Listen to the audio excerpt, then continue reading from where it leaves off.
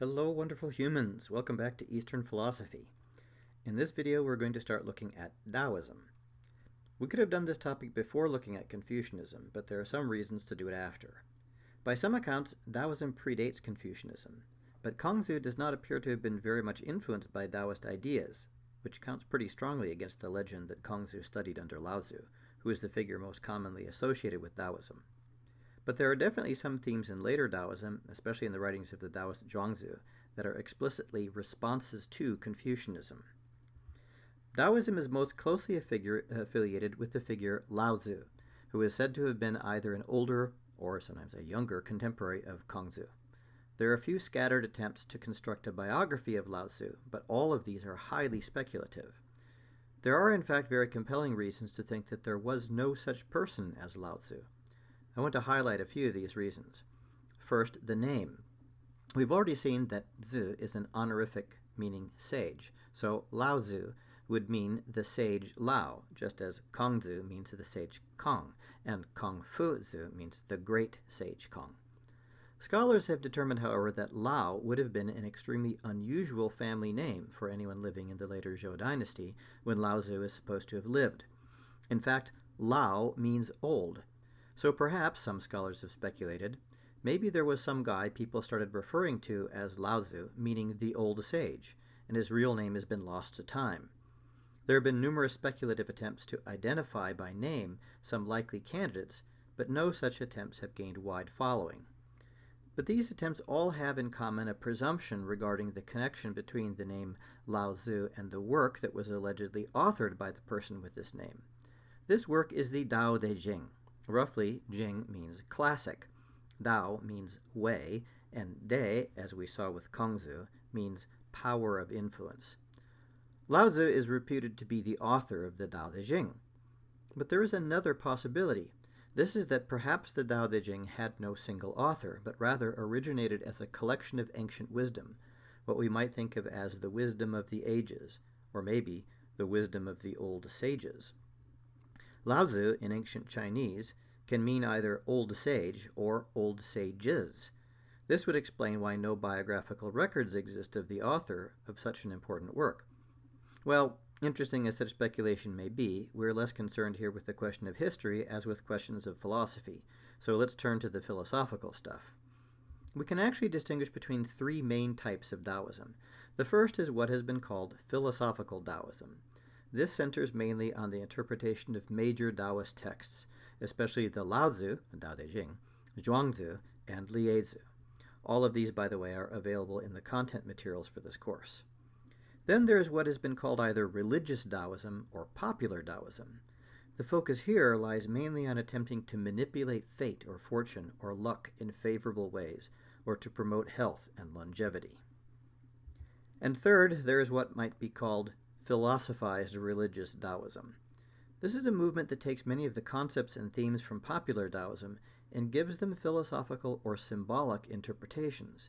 For example, popular Daoist beliefs in alchemy are taken as metaphorical or symbolic representations of meditative practices or aspects of mental functioning.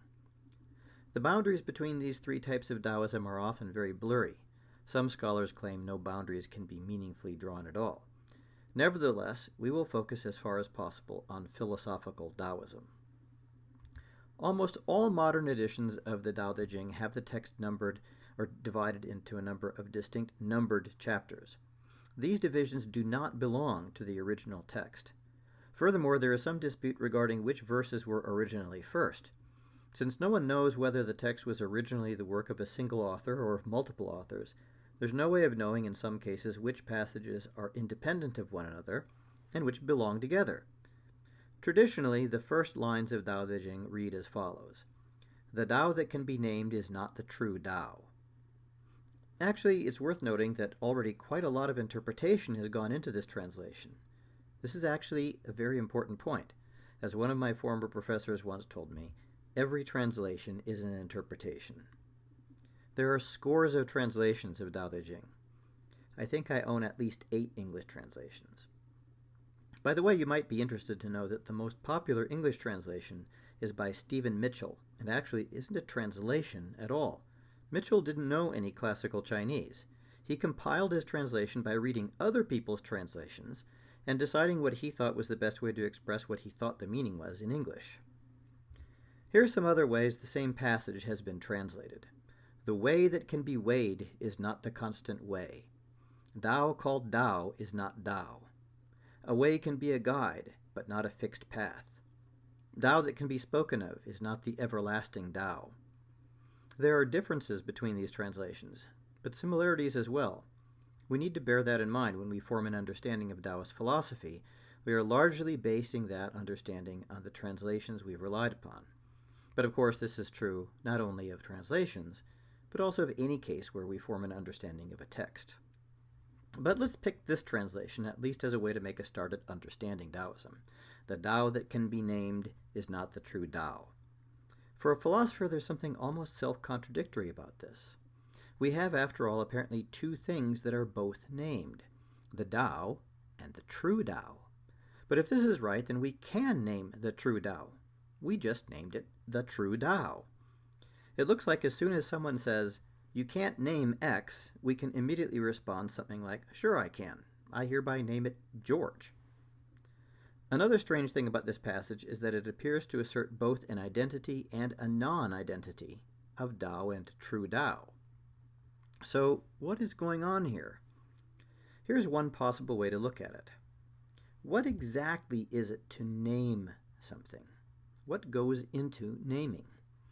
In current philosophy of language, there are two main theories of naming.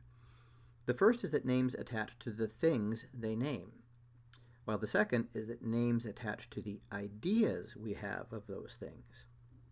The line, "The Dao that can be named is not the true Dao," seems to use both of these theories of naming. A further interpretation might be something like this.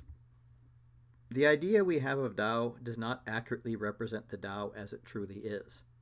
In other words, it may be that the underlying meaning of the traditional first line of Daodejing is really our old friend, the appearance-reality gap. We can understand or name things at the levels of appearance, but in doing so, we only get a partial snapshot of things. The deeper reality is broader than our linguistic and conceptual resources. No matter how carefully or completely we try to describe something, the description is always and necessarily only partial. This means that the Dao itself, the Dao that lies at the level of reality, and that defies adequate description or conceptualization, remains always at least somewhat a mystery. This is why Daodejing often refers to Dao as dark, or as a mystery. Okay, I'm going to wrap up this video here. In the next video, we're going to address the Daoist conception of non-being, or absence. Meanwhile, stay wonderful.